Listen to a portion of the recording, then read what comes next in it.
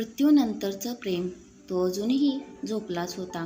वर टांगलेलं सलाईन वाऱ्यानिशी हलत होतं. त्यातून टपकणारे थेंब त्याच्या रक्तात भिनत होते. झोप कसली येत होती त्याला. उघड्या डोळ्याने तो एकाच ठिकाणी बघत होता. त्याची आई औषधे व गोळ्या घेऊन आली. त्याला थोडेफार खाण्याची विनंती केली, पण त्याने गप्प राहून नकार दिला. आई गेल्यानंतर एका हाताने औषधे व गोळ्या घेतल्या. घड्याळाच्या टोलाने त्याचे लक्ष वेधले. 6 वाजले होते. त्याने चटकन चादर बाजूला केली. अरे बापरे, क्लास तर संपून गेला असेल. अंगात एवढेही बळ नसताना त्याने हातातली सुई खेचून काढली.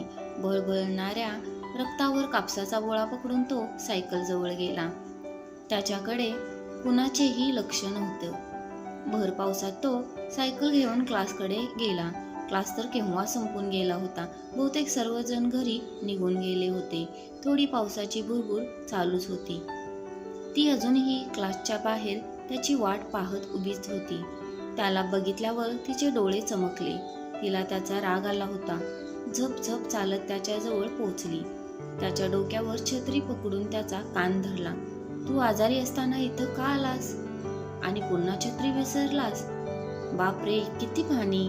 त्याच्या डोक्यावरून हात झटकत ती म्हणाली. पूर्ण ओला झालाय आणि मग सर्दी झाली म्हणजे मलाच म्हणशील. अरे किती बडबड करते मी. जाऊ दे बरं. डॉक्टर काय पायरीवर जाऊन बसले? तो अजूनही काकडत होता. तिच्या डोळ्यांमध्ये त्याचे बावरलेलं मन स्वतःची खोलवर रुजलेली प्रतिमा शोधत होतं. म्हणाले, तब्येत कशी आहे? दोघे क्लासच्या बाहेर. तिचे निरागस डोळे मात्र सदैव त्याच्या चिंतेत बुडालेले दिसत होते. त्याच्या अतिभोळेपणाची तिला काळजी वाटायची. त्याच्या प्रेमाच्या वेडेपणाची सीमा अजून तिलाही ठरवता आली नव्हती.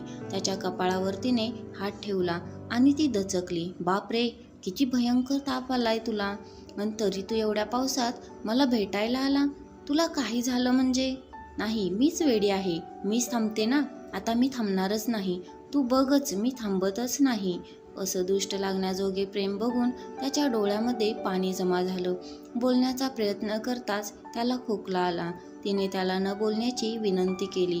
त्याचा हात आपल्या हातात घेताच तिने हातावरून ओघळणारे लाल रक्त बघितले. ती त्यावेळी मात्र चिडलीच. तू हे काय केलंस? तू सलाईन काढले ना? का स्वतःला त्रास करून घेतोस? तुला होणाऱ्या वेदना काळजात सुईप्रमाणे घुसतात. जा, मी बोलणारच नाही. अरे तुला काही झाले म्हणजे मी आणि माझे जीवन. त्याने तिच्या ओठांवर हात ठेवला. पुढचे शब्द काळजाला चिरणारे होते. त्याच्या डोळ्यातून थेंब ओघळला. तिच्या निस्सीम प्रेमासाठी आणि तिच्यासाठी. तरीही त्याच्या डोळ्यातल्या अश्रूंनी तिला अस्वस्थ करून टाकले. तिच्याही डोळ्यातून पाणी टपकत होते. खरंच इतकं प्रेम करतोस का रे माझ्यावर? मग का असा त्रास देतोयस? तुझ्या या वेडेपणानेच मला वेड लावलंय. तुझ्या प्रेमात मी सुद्धा इतकी वेडी आहे ना. मी थांबते म्हणून तर तू येतोस. दोघे पण अगदी वेडे आहोत. तिने त्याच्या खांद्यावर मान टेकवली. तिचे डोके थपटत तो मात्र कुठल्या तरी वेगळ्याच विश्वात हरवून गेला होता. तिथे फक्त तिच्या बांगड्यांची किणकिण आणि तिचा आवाज कानी येत होता. तेवढ्यात त्यांच्या सरांची थाप त्याच्या पाठीवर पडली. काय रे, केव्हाचा आवाज देतोय? काय करतोयस इथं एकटा? एवढ्या पावसात का बसलाय? घरचे म्हणत होते तू आजारी आहेस म्हणून. सरांच्या आवाजाने तो भानावर आला. त्याने मान डोलवली. सर आत निघून गेले. भरलेल्या डोळ्यांनी किंचित मागे वळून पाहिले. क्लासमध्ये टांगलेल्या तिच्या फोटोची माळ वाऱ्यानिशी हलत होती. ती क्लासमधली एक हुशार विद्यार्थिनी होती.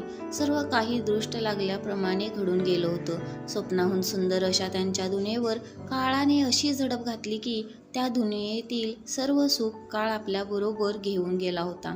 फुलांना डोकावणाऱ्या तिच्या डोळ्यांमध्ये घोर चिंता दिसून येत होती. कोण समजून घेणार माझ्या या वेड्याला? कोण शिकवणार याला माझ्याशिवाय जगणं?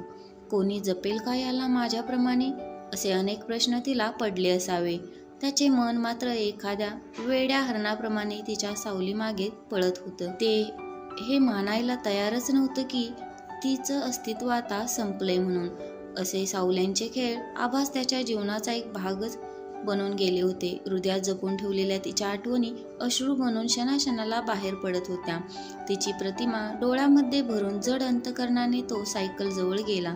काकडत काकडत त्याने सायकल घेतली व घराकडे चालू लागला आणि चालता चालता बेशुद्ध होऊन पडला.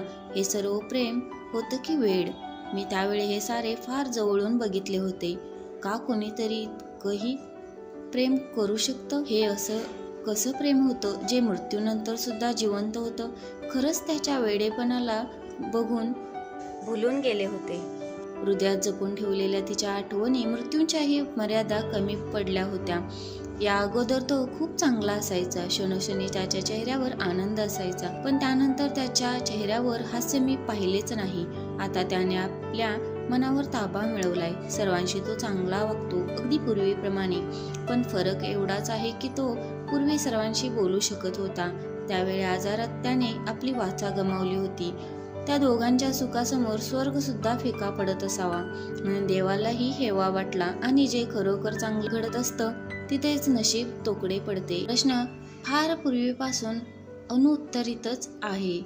का घडतं नेहमी असं? का घडतं? ही छोटीशी हृदयस्पर्शी कथा जर तुम्हाला आवडली असेल तर व्हिडिओला लाईक शेअर करा आणि अशा छान छान कथा ऐकण्यासाठी चॅनलला सबस्क्राईब देखील करा. धन्यवाद.